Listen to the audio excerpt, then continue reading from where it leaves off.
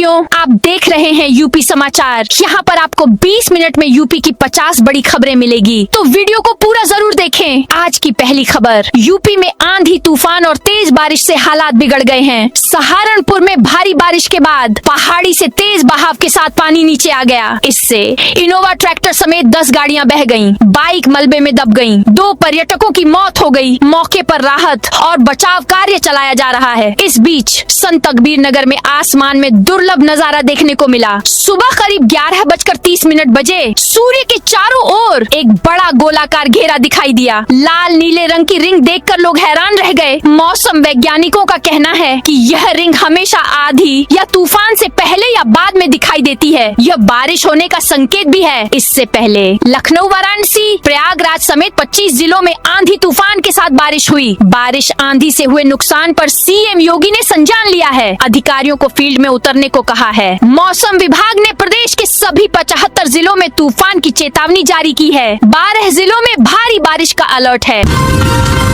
मऊ में योगी बोले, यज्ञ रोका तो रावण कंस जैसा हश्रतय। मऊ में सीएम योगी आदित्यनाथ ने सपा की पूर्ववर्ती सरकार पर जमकर निशाना साधा। सीएम ने कहा, 2014 से 17 तक समाजवादी सरकार ने मोदी की जन कल्याणकारी योजनाओं को लागू नहीं करने दिया, न गरीबों के लिए आवास बने दिया, न ही गरीबों का शौचालय बनने दिया। उन्होंने कहा, पहले की सरकार माफिया के सामने नतमस्तक थी, अराजकता का तांडव था। अब मैं कह सकता हूँ कि किसी माफिया और गुंडे में दुस्साहस नहीं कि किसी पर्व में व्यवधान या उपद्रव पैदा कर दे। अगर कोई किसी रामलीला में, किसी यज्ञ कथा में, किसी धार्मिक आयोजन में किसी ने व्यवधान डाला तो पर्व तो मना ही लेगा, लेकिन उसकी दुर्गति रावण और कंस जैसी तय है।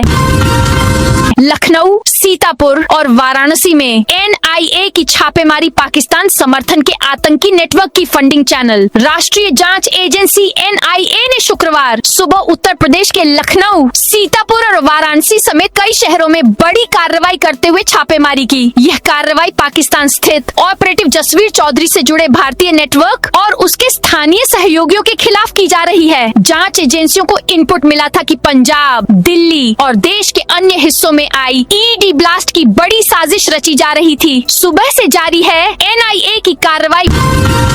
भूसा कलेक्शन का आदेश जारी करने वाले बीईओ पर एक्शन। बरेली के बेसिक शिक्षा विभाग में भूसा कलेक्शन को लेकर जारी विवादित आदेश के बाद बड़ी प्रशासनिक कार्रवाई की गई है। सोशल मीडिया पर आदेश वायरल होने और शिक्षकों के विरोध के बाद बेसिक शिक्षा अधिकारी बीएसए डॉक्टर विनीता ने नवाबगंज के खंड शिक्षा अधिकारी बीओ सत्यदेव को जिला मुख्यालय से अटैच कर दिया है। साथ ही उनके खिलाफ कारण बताओ नोटिस भी जारी किया गया है।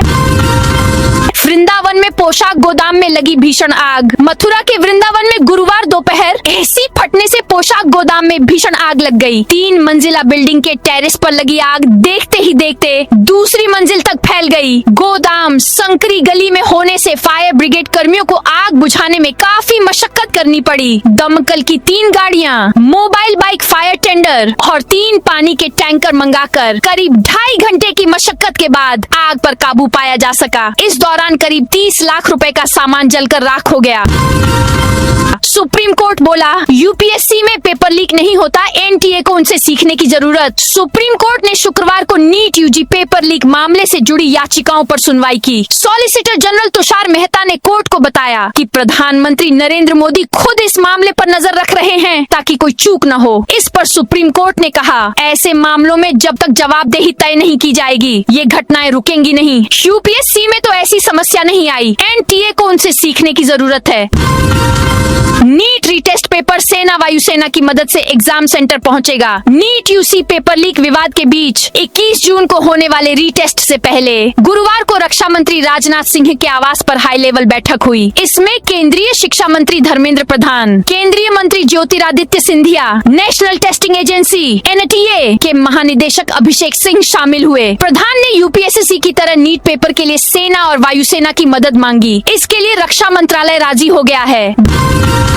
गंगा एक्सप्रेसवे का अलाइनमेंट बदला, किसानों में गुस्सा। अमरोहा में गंगा एक्सप्रेसवे को हरिद्वार से जोड़ने वाले प्रस्तावित कनेक्टर के अलाइनमेंट में बदलाव को लेकर किसानों ने नाराजगी जताई है। शुक्रवार को सैकड़ों किसानों ने कलेक्ट्रेट पहुंचकर जिलाधिकारी को मांग पत्र सौंपा। उन्होंने पुराने अलाइनमेंट पर ही काम करने की मांग की। किसानों ने आरोप लगाया कि 7 अप्रैल 2026 के आदेश के तहत पहले अमरोहा के 62 गांवों को चिन्हित किया गया था। उस अलाइनमेंट पर किसी को आपत्ति नहीं थी। हालांकि बाद में राजनीतिक दबाव के चलते अलाइनमेंट बदल दिया गया। मानसून अब 7 दिन बाद केरलम पहुंचेगा। तूफानी हवाओं ने श्रीलंका में रोका। देश में मानसून की एंट्री लेट हो गई है। मौसम विभाग ने शुक्रवार को बताया कि श्रीलंका के ऊपर कम दबाव वाली तूफानी हवाओं के चलते मानसून केरलम तट से 30 से 35 किलोमीटर दूर 5 दिन से अटका है और अगले 2 से 3 दिन इसके आगे बढ़ने के आसार नहीं हैं। केरलम के तट पर मानसून पहुंचने की सामान्य तारीख 1 जून मानी जाती है। इससे पहले मौसम विभाग ने 26 मई तक ही मानसून आने का अनुमान जताया था। ताजा अनुमान के मुताबिक अब यह 7 दिन बाद केरल तट पर पहुंचेगा, यानी पिछले अनुमान से मानसून करीब 10 दिन बाद देश में एंट्री करेगा। यूपी में 9 पीसीएस अफसरों के ट्रांसफर। अमृता सिंह अमेठी की एडीएम बनी। यूपी में गुरुवार रात 9 पीसीएस अफसरों के तबादले हुए। कानपुर नगर निगम की अपर नगर आयुक्त अमृता सिंह को 15 दिन के भीतर हटा दिया गया है। उन्हें अमेठी का एडीएम बनाया गया है। 14 मई को ही अमृता सिंह को रायबरेली से कानपुर भेजा गया था। बताया जा रहा है कि अमृता खुद रायबरेली के आसपास ज्वाइनिंग चाहती थी। अमेठी जिला रायबरेली से सटा हुआ है।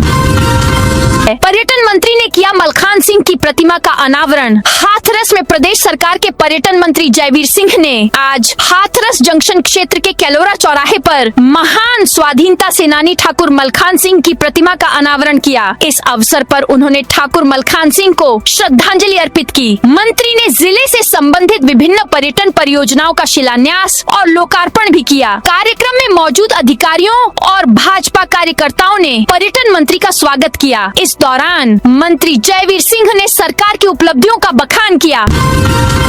शंकराचार्य अविमुक्तेश्वरानंद को यौन उत्पीड़न मामले में राहत मिली है। सुप्रीम कोर्ट ने बटुकों के यौन उत्पीड़न मामले में दायर याचिका को शुक्रवार को सुनवाई कर खारिज कर दिया। नाबालिग बटुकों के साथ कथित यौन शोषण और पॉक्सो एक्ट के मामले में शिकायतकर्ता आशुतोष ब्रह्मचारी ने यह याचिका दायर की थी।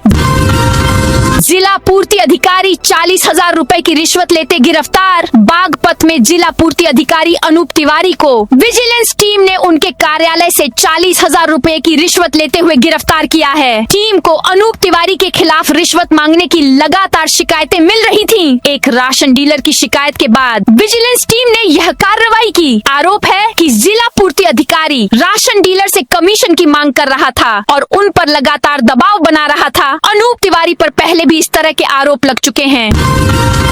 मौसम विभाग ने जारी किया रेड अलर्ट। जिले में सतर्कता अभियान जारी। भारतीय मौसम विज्ञान विभाग ने 30 मई 2026 तक जनपद में आंधी, तूफान, तेज वर्षा, ओलावृष्टि और आकाशीय बिजली गिरने की संभावना के मद्देनजर रेड अलर्ट जारी किया है। इसके बाद जनपद प्रशासन ने सतर्कता और सुरक्षा संबंधी सभी आवश्यक व्यवस्थाएं सक्रिय कर दी हैं। जिलाधिकारी शैलेश कुमार ने बताया कि बीती रात जनपद में तेज हवाएं, आंधी, तूफान और बादलों की गर्जना हुई, लेकिन राहत की बात यह रही कि किसी प्रकार की जनहानि की सूचना नहीं मिली। प्रशासन लगातार स्थिति पर नजर रख रहा है और सभी संबंधित विभागों को अलर्ट मोड पर काम करने के निर्देश दिए गए हैं। हमला करने वाले तेंदुए अब लेपर्ड सफारी में रहेंगे। यूपी में हिंसक होने वाले तेंदुओं को सुरक्षित माहौल में रखा जाएगा। इसके लिए 3 नई लेपर्ड सफारी बनाई जा रही हैं। इसके 2 फायदे होंगे। पहला, रेस्क्यू के बाद तेंदुओं को जंगल में छोड़ने पर वह दोबारा शहर देहात के इलाकों में हमला नहीं कर सकेंगे। दूसरा, तेंदुआ सफारी से वाइल्ड लाइफ टूरिज्म बढ़ेगा। ये 3 नई लेपर्ड सफारी बनाने के लिए वो जगह चुनी गई हैं, जहां पहले से टाइगर रिजर्व हैं। पहली लेपर्ड सफारी बिजनौर जिले के अमानगढ़ टाइगर रिजर्व के पास बनेगी। दूसरी पीलीभीत टाइगर रिजर्व के एक हिस्से में बनाई जाएगी।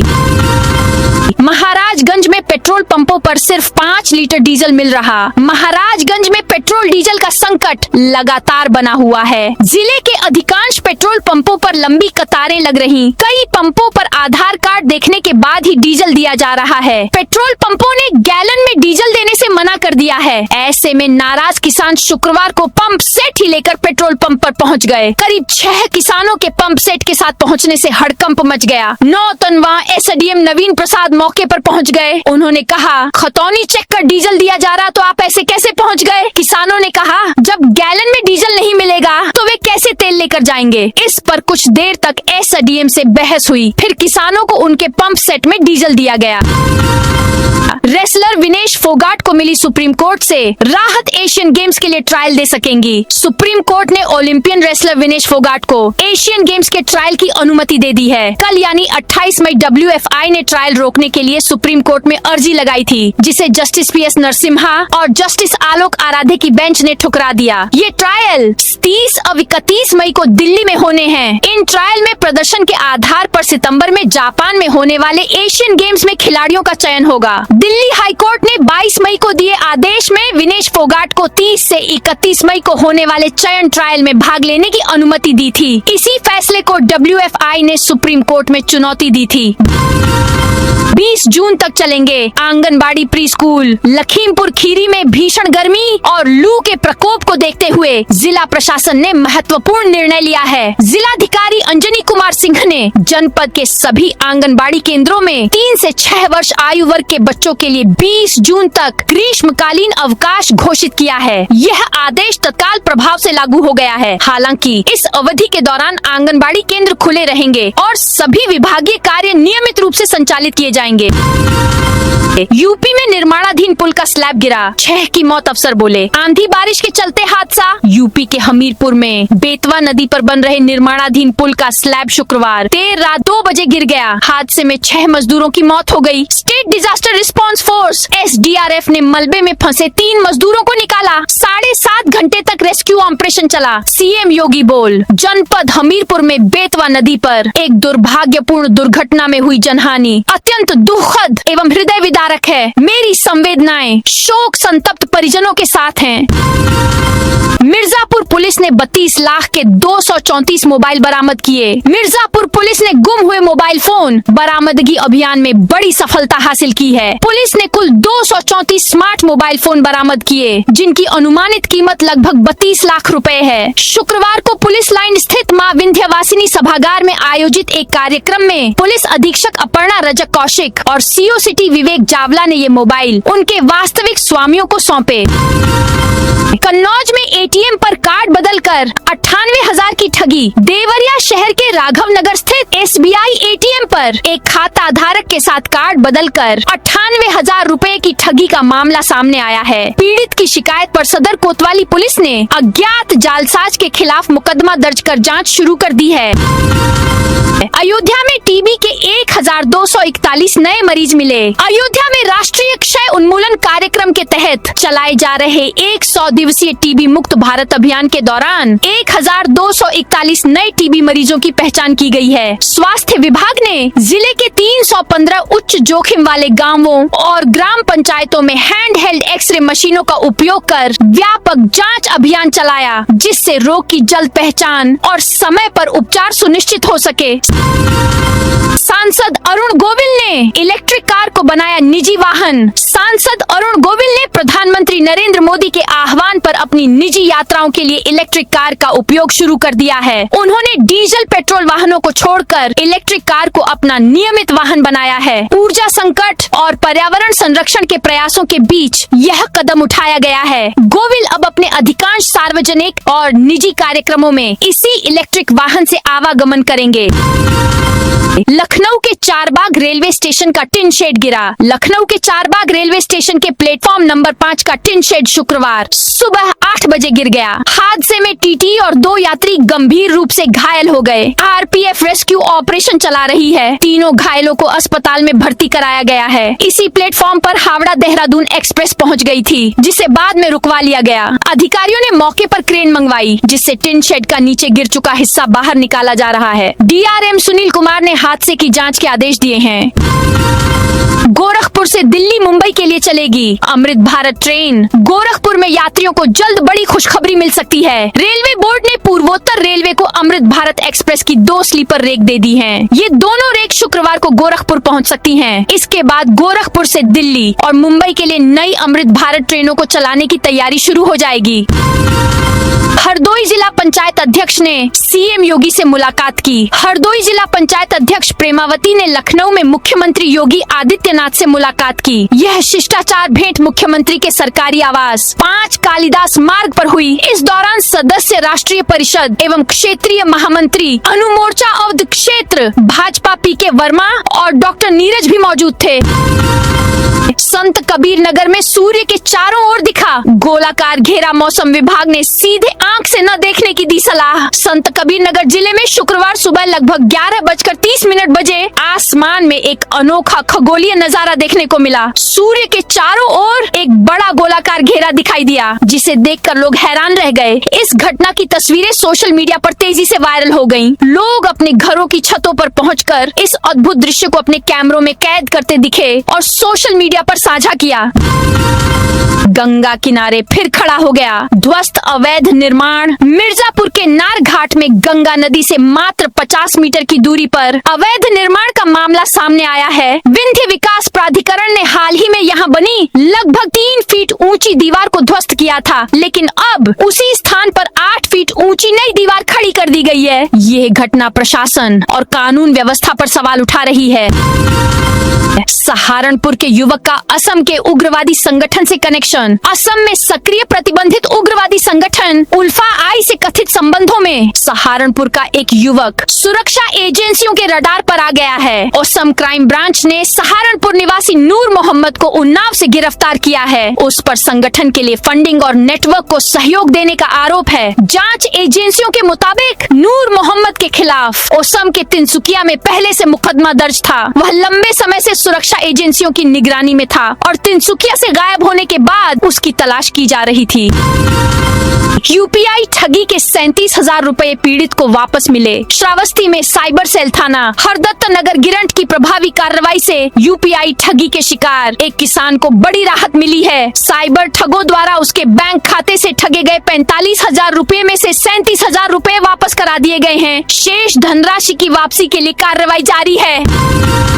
जनगणना ड्यूटी में शिक्षकों का अपमान बर्दाश्त नहीं। शिक्षक वेलफेयर एसोसिएशन ने जताई नाराजगी। विशिष्ट बीटीसी शिक्षक वेलफेयर एसोसिएशन उत्तर प्रदेश ने जनगणना कार्य में लगे शिक्षकों और कर्मचारियों पर अनावश्यक दबाव व असम्मानजनक व्यवहार को लेकर गहरी नाराजगी जताई है। संगठन ने सक्षम अधिकारियों से तत्काल हस्तक्षेप कर स्थिति सुधारने की मांग की है।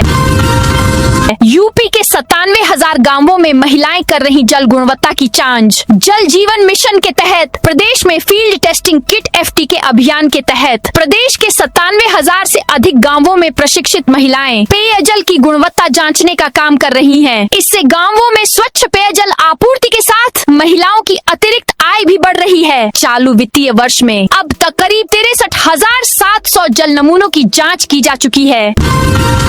यूपी की जेलों में बंद महिला कैदियों के लिए प्रोजेक्ट शक्ति शुरू। जेलों में बंद महिलाओं की सेहत और सम्मान को नई दिशा देने के लिए कारागार मुख्यालय में मंथन हुआ। मासिक धर्म, स्वच्छता और स्वास्थ्य सुविधाओं को मजबूत करने पर जोर देते हुए साफ संदेश दिया गया कि अब महिला बंदियों की देखभाल व्यवस्था को और ज्यादा संवेदनशील और प्रभावी बनाया जाएगा। गेहूं धान खरीद में उत्तर प्रदेश का नया रिकॉर्ड। मुख्यमंत्री योगी आदित्यनाथ के कुशल मार्गदर्शन में उत्तर प्रदेश का खाद्य तथा रसद विभाग प्रदेश के किसानों और गरीब परिवारों के लिए एक अभेद्य सुरक्षा कवच साबित हुआ है। साल 2017 से लेकर अब तक राज्य सरकार ने अन्नदाताओं को उनकी उपज का सही मूल्य दिलाने के लिए देश का सबसे बड़ा और पारदर्शी खरीद नेटवर्क तैयार किया है। बिचौलियों के सिंडिकेट को ध्वस्त करते हुए योगी सरकार ने सीधे किसानों के बैंक खातों डीबीटी में रिकॉर्ड धनराशि ट्रांसफर कर ग्रामीण अर्थव्यवस्था को एक नई मजबूती दी है। ड्रोन, साइबर और सॉफ्ट स्किल्स से लैस होगी UP police. Uttar Pradesh police को तकनीक, संवेदनशीलता और प्रोफेशनल दक्षता से और अधिक मजबूत बनाया जाएगा। पुलिस प्रशिक्षण में अब drone, cyber forensic, firing simulator और ड्राइविंग सिम्युलेटर जैसी आधुनिक तकनीकों का इस्तेमाल किया जाएगा। साथ ही स्मार्ट क्लासरूम और ऑनलाइन विशेषज्ञ प्रशिक्षण भी शुरू किया जाएगा। मुख्यमंत्री योगी आदित्यनाथ ने पुलिस प्रशिक्षण व्यवस्था की समीक्षा करते हुए स्पष्ट निर्देश दिए कि इसे पूरी तरह आधुनिक, व्यवहारिक और परिणामोन्मुख बनाया जाए ताकि यूपी पुलिस देश की सबसे सक्षम पुलिस फोर्स बन सके। आईपीएल में स्मार्ट सनग्लास पर रोक बीसीसीआई ने इसे कम्युनिकेशन डिवाइस माना। बीसीसीआई की एंटी करप्शन यूनिट ने आईपीएल मैच के दौरान खिलाड़ियों और मैच अधिकारियों के लिए स्मार्ट सनग्लास के इस्तेमाल पर प्रतिबंध लगा दिया है। बोर्ड ने 18 मई को सभी टीमों के लिए एडवाइजरी जारी की थी। यह जानकारी शुक्रवार को सामने आई। इसके अनुसार मैच के दिन खिलाड़ियों और सपोर्ट स्टाफ को मैदान के अंदर ड्रेसिंग रूम और डगआउट में जाने से पहले अपने फोन, स्मार्ट वॉच और स्मार्ट सनग्लास को सिक्योरिटी लाइजन ऑफिसर SLO के पास जमा कराने होंगे, नहीं तो कार्रवाई होगी और जुर्माना लगाया जाएगा। तो दोस्तों, यह थी आज उत्तर प्रदेश के सभी जिलों की दिन भर की ताजा और बड़ी खबरें।